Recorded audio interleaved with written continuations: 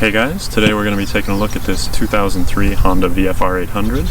The 6th generation of VFRs ran from 2002 until 2013, making them the longest running generation of Honda's 750 or 800cc sport bike. Before I dive into talking about this VFR, I'd like to give a quick introduction to the VFR family in general. The VFR series began as a series of homologation spec race replicas. The 1984 VF1000R and the 1987 Honda VFR750R were both designed as race bikes first and foremost.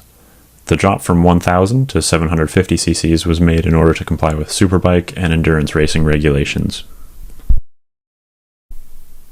Also launched in the mid-80s, the VFR750F was a more road-oriented bike meant to be simultaneously streetable, yet reminiscent of Honda's race-winning bikes. It would be the VFR750F that would spawn its own lineage.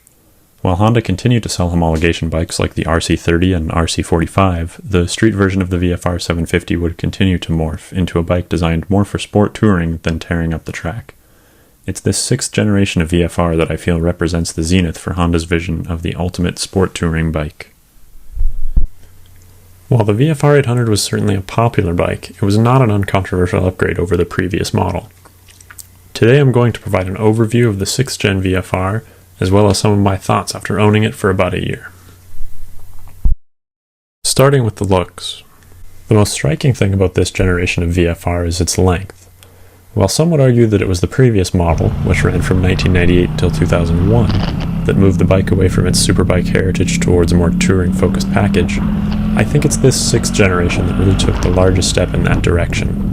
The bike is longer overall when compared to the 5th gen, and the wheelbase is increased by 20mm to 1,458mm. Looking at the bike from its side profile really gives you a good idea of just how long the wheelbase is when compared to other sport bikes. This model also ditches the stubby nose of the previous generation, resulting in a front end with a much longer slope. Housed in that long front end are two sets of lights, highs and lows. The low beams are housed in nice, rounded reflectors that almost give off the impression of an early 90s sport bike if the bike is coming directly towards you, a look which I really like. You can also see a set of integrated signals on the front and rear, a hallmark of the VFR since the first generation of the 750. They don't stand out very much on this red paint scheme, but they really pop on the silver color that was offered for the same model year. Later revisions of this generation swapped both the front and rear signal housings with clear ones, which looks a little bit more modern. Moving backwards from the lights, we've got a nice set of basic gauges. Digital speedos were becoming more normal at this time, but the tach is still analog. Idiot lights, a fuel gauge, dual trip meters, and an ambient air thermometer round out the simple yet legible dash. The gauges definitely haven't aged as well as the rest of the bike, but I really like the prominence given to the analog tach. The VFR800 is also fairly unique in that it has two side-mounted radiators instead of the traditional single front-mounted radiator. The only other bikes I know of with similar setups are the previous generation of VFR800, the VTR1000, and Honda's RC51 homologation bike that was selling around the same time. Supposedly Honda moved the radiators to the side in order to move the engine further forward in the chassis than would otherwise be possible with a front-mounted radiator. Sadly, this does result in your legs getting a little toasty during the summer months, as a lot of heat comes off the side radiator. The bike features a 4-1-2 exhaust system that is routed up underneath the seat. It certainly looks fantastic, keeping the rear end of the bike incredibly clean, but the only downside is that the underseat exhaust really cuts into any potential storage space. The seat release is on the left, and as you can see, there's hardly any room under there. Papers and a small toolkit are about all you can fit, and even the toolkit that comes with the bike is quite a tight fit. Another issue is that the underseat exhaust tends to get very hot if you're stuck in traffic. You'll definitely have some toasty buns. One of the trademark features of the VFR line has always been the single-sided swing arm. The single-sided swing arm concept was originally developed by French petroleum company Elf in the early 80s. Elf had partnered with Honda to compete in endurance racing, and they developed the single-sided swing arm in order to speed up rear tire changes.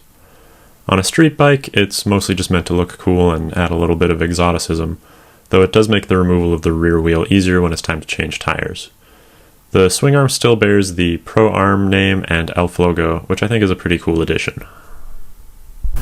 The other major change to the 6th generation was the removal of gear-driven cams that had been a staple of the VFR line up until this point.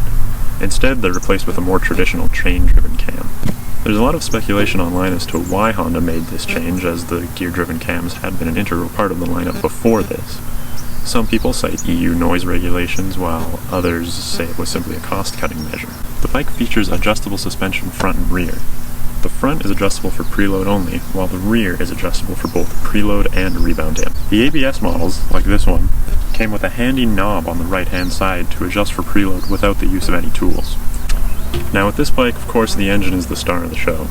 Despite being called the VFR800, this bike sports a 781cc V4 engine that was derived from the 5th generation bike. That bike received a small cc bump in order to increase usable torque. So the bike now produces 102 horsepower at 10,250 RPM and 55 pound-feet of torque at around 8,000 RPM. Compared to the 5th generation VFR800, Honda made two very noticeable changes to this engine. The first is the addition of a simple VTEC system. How this works is that below 7,000 RPM, the bike operates on 2 valves per cylinder. Honda claims that this was supposed to aid emissions, sound regulations, as well as increasing low-down torque. Above 7,000 RPM, the bike switches to 4 valves per cylinder, which creates a really noticeable jump in power. During the initial years of production for the VFR800, many riders complained about the VTEC system being a little jumpy. If you keep your RPM in between that 6,800 to 7,000 RPM sweet spot, the bike can quickly jump in and out of VTEC. To remedy this, from the 2005 model year, Honda altered the way the VTEC system worked so that you would enter VTEC at 7,000 RPM, but wouldn't leave the VTEC until dropping down to 6,400 RPM. This was supposed to smooth out that transition period so that you weren't constantly jumping back between the two. Personally, I don't find it particularly jumpy on this prefix bike, but that could be down to personal preference. If you're careful about keeping the bike out of that sweet spot, then it's not really an issue. The bike has dual 296mm discs on the front with 3 pistons per disc, and a single 256mm 3-piston caliper in the rear. The 6th generation features Honda's controversial linked braking system that was first pioneered by Honda's CBR 1100 XX Blackbird. The system works by having a second master cylinder actuated by the rotational force of the front wheel. Essentially, actuating the front brake lever pushes 4 of the front 6 pistons, as well as 1 of the rear ones. The rear brake pedal, in turn, activates the other 2 rear pistons and the remaining front 2. Detractors of the system tend to complain that it doesn't allow you to activate only the front or only the rear. Personally, I don't think I'm a good enough rider to notice the difference, but the removal of front nosedive is certainly noticeable. While I do generally like the system, I will note that having them linked together makes changing your own brake fluid a much bigger job. Because the system is linked, you're essentially bleeding the entire system instead of bleeding just the front and just the rear. So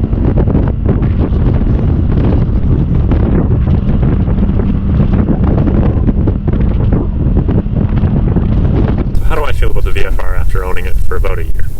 Well, let me start by saying that personally, I think the 6th generation VFR800 is the best all-around bike you can buy on a budget. If you only have the space or the money for a single bike but want something that can do a little bit of everything, this is the bike for you.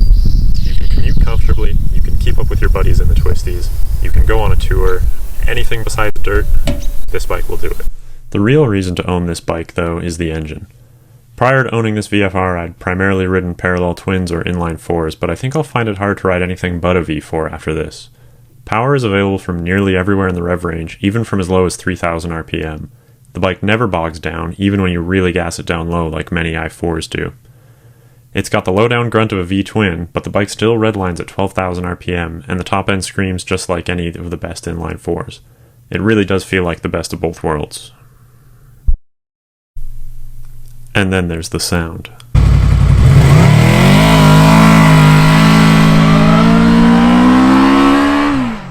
On top of that, the rider triangle is fantastic. You can't beat the ergonomics on this bike. I've got raised clip-ons on mine, but even with the standard ones, the bike feels fantastic. The clip-ons are low enough that the bike still feels sporty, but not so low that it hurts your wrists. The pegs as well, Goldilocks quality.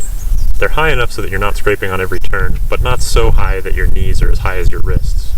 The stock seat is generally comfortable, although replacing it with an aftermarket one, such as the Corbin seat that I've got on my bike, is a pretty common modification.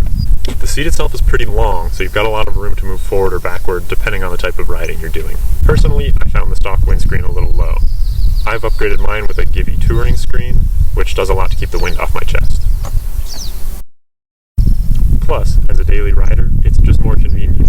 You've got a handy center stand which, while it does add a little bit of weight, adds much more in the form of convenience. Some people say that the bike is too heavy, and while it may look heavier than a Super Sport on paper, you don't really feel it in the corners. I have found that the weight, along with the longer wheelbase, work together to create a great feeling of stability, even at speeds of 120 kilometers an hour or more. And finally, I want to talk a little bit about the styling. Looks are always subjective, but I think the VFR800 is a great example of Honda bridging the gap between 90s and 2000s styling.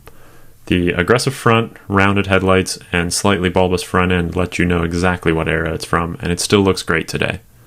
I've had numerous people stop to ask me how old she is, only to be surprised when I reply that she's already over 15 years old.